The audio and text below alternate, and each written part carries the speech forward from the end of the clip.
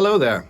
Today we are speaking about Death of a Hero by Richard Aldington, and I'd like to read his author's bio first because it's quite significant towards this novel. Richard Aldington was born in Portsmouth in 1892 and educated at Dover College and University College London. One of the Imagist poets associated with Ezra Pound, in 1913 he married the American poet H.D. Hilda Doolittle, who describes the relationship in her novel Bid Me to Live. From 1916 to 1918, Aldington fought in France as a private and then an officer. During the next 10 years, he scraped a living as a freelance writer and translator, assisting Ford Madox Ford on the English Review. He was a soldier in the First World War, and that is what this novel is not entirely about, but principally.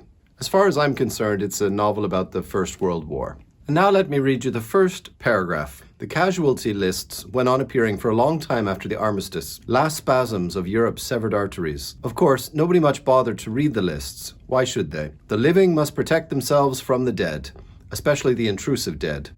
But the 20th century had lost its spring with a vengeance. So a good deal of forgetting had to be done. Under the heading, Killed in Action, one of these later lists contained the words, Winterbourne, Edward, Frederick, George, Captain. The small interest created by this item of news and the rapidity with which he was forgotten would have surprised even George Winterbourne. So this novel begins by telling us that our hero is killed in the war. And from there, it goes back to his grandparents, how his father was raised, George's father was raised, and emotionally crippled by his parents, George's grandparents, how that father went out a-wooing and found his mother, and how the two of them got married and had a very unpleasant marriage, but still managed to at least bring into the world George, who would die in France fighting for the British. 50% of the novel is the story of George's upbringing, about his relationship with his domineering mother and his weak-willed father, and how this produced George, who decided one day that he was going to become a painter. He did this with some small degree of success. However, he had to support his painting by working as a journalist, which he thought was demeaning. How George himself even managed to get married, although it was quite troubled because of some of the philosophy of the day. I don't want to give too much away, but it's written right on the back of the novel that George, being an artist, and his wife, also with artistic proclivities, decided to adopt all of the social philosophy at the time, that marriages should not be binding and marriages should not be monogamous, is the word. That if a married couple chooses to have affairs, then that, we should be open-minded and adult citizens so that we can behave in this way and talk about it rationally with our spouses, and that they should be able to have the intellectual capacity to understand that people are not monogamous creatures. This is all very nice philosophy, and it all quickly falls immediately apart when put into practice. George's wife is having an affair, which he is aware of, and George is also having an affair, which he thinks his wife is aware of, but when she really, truly does become aware that George is carrying on with her best friend, well, George can't deal with the ramifications of this, and so he runs off and enlists as a soldier as quickly as he can to get away from his wife and her best friend, and to escape. That's the novel. The novel is very much divided into two sections. There is the first half of the book, which is George's history, his upbringing, his parents, his childhood, his formative years, and then his adult life. And then midway through the book, it changes. George's life as a soldier, which is very different. And the second half of the book is amazing. The first half of the book, I really had a hard time with it because for two reasons. First of all, Richard Aldington reminds the reader perhaps a dozen times George Winterbourne is dead. Our hero, the main character, the protagonist that we are following, don't forget, he's a dead soldier corpse in France. Remember that. I don't love that. Maybe it's some immaturity on my part. I feel that it's very difficult to enjoy the novel when we know that the hero is going to die ripped apart by machine gun fire. I'm not being flip when I say that. Frequently, we are reminded of that. At the most peculiar points, George Winterbourne, he's working on his artistic career, and somehow Aldington will just throw out a comment, oh, it's unfortunate that he's never going to make it past a certain age because he's going to die in France. Perhaps that's an artistic technique, perhaps that's realism, perhaps that's Aldington's sense of humor. Why do we care about any of the characters in literature? We know that they're not real people, but we do care about them, and I don't think it's a very nice thing to be constantly reminded, by the way, the book's going to end with this guy face down in the mud, bleeding out of all kinds of mangled holes. I don't know. Maybe that was just a certain thing that was thought to be very clever at that time. First published 1929, 7 years after Ulysses. What was the other thing I disliked? In the first half of the book, Richard Aldington, he's telling the story. This is how George's father met his mother. And then suddenly Aldington takes a little step to the side and delivers a little philosophy on men and women in the early stages of the 20th century in Britain. And it's really quite interfering, I feel, that the author is bursting in to deliver his little theory on human beings. All of that stuff could have been cut out, and that Aldington should have stuck to telling the story and taken out all these little, here's my clever ideas on the state of society in these days. Often, in the first half of the book. In the second half of the novel, when we get into the First World War and George being a soldier, I have to say is the best war writing I've ever read. Of any war, not just the First World War, but of any war. This was the clearest and most exciting and interesting perspective into the life of a soldier in the First World War.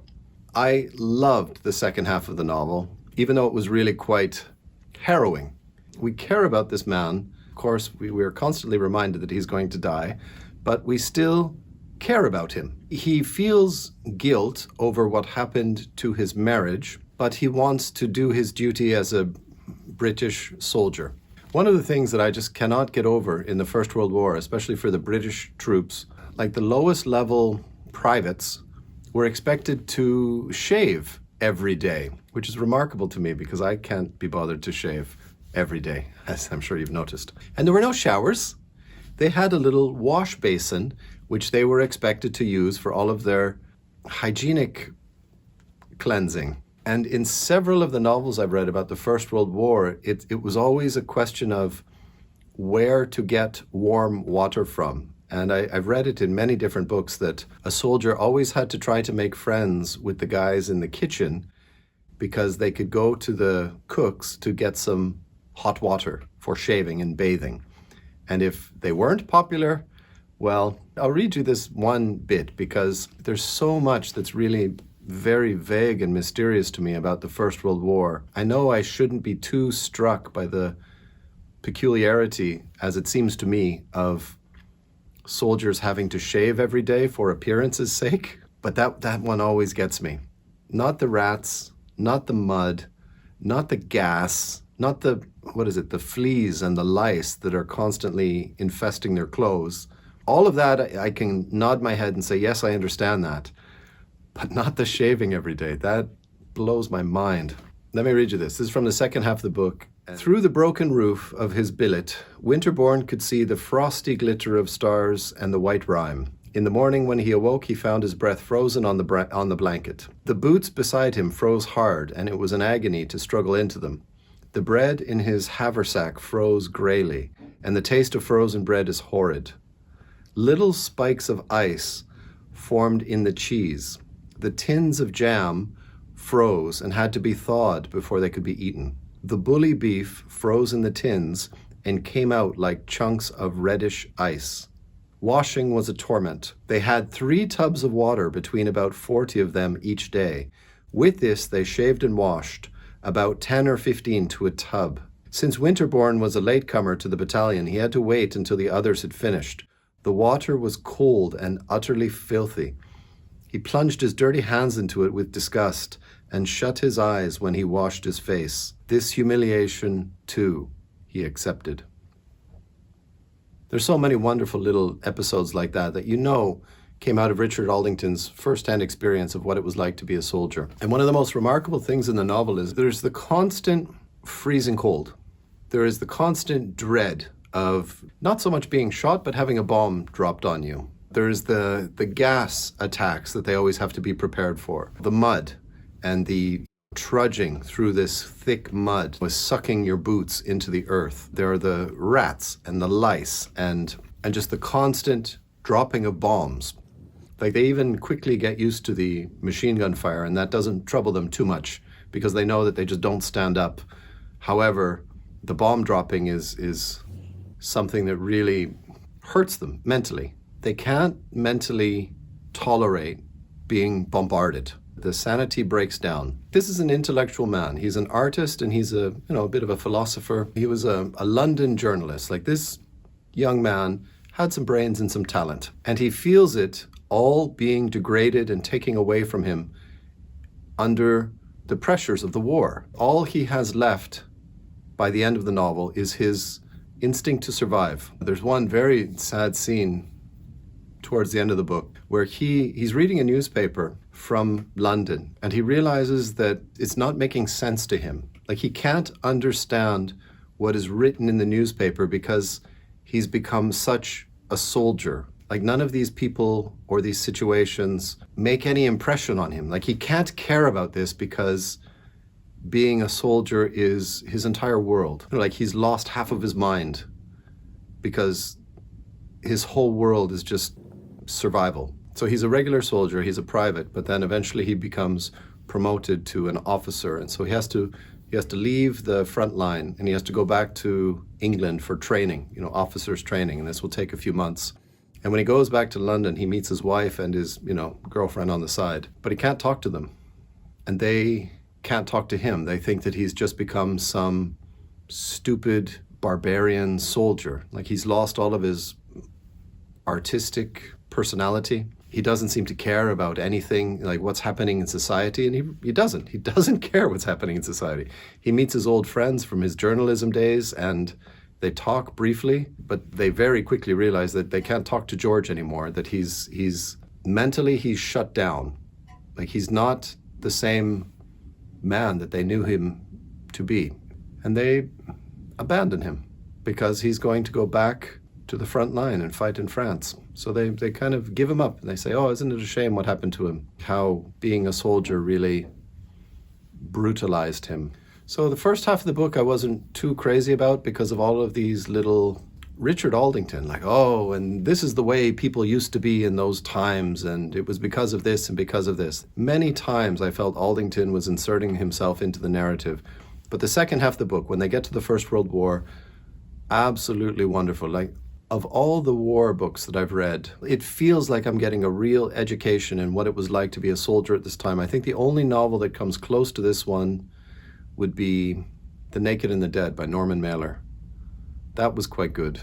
And there was one other one. One that I read last year, The Middle Parts of Fortune. Those two books, I wish that I had read them back to back because they're both about the First World War and they're both about the brutality of being a soldier. And not only that, but also the expectations. I'm sorry, I'll never be able to get over the fact these men were expected to shave every day with cold water that other people used as well. Maybe the whole tent would be using the same water for shaving. Then that.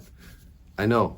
Like, it's probably much worse to have bombs being dropped all around you, but shaving with other men's dirty water, oh boy, I just can't get past it. So I highly recommend this book. It is very, very good. The first half of the book I feel is a little bit affected too much by Aldington wanting to be quite clever about, how well he knows about people in society and, this is the way those ones behave and that's the way those ones behave. But when we get to the war, nothing better, really nothing better. So If you're interested in the First World War, quite good.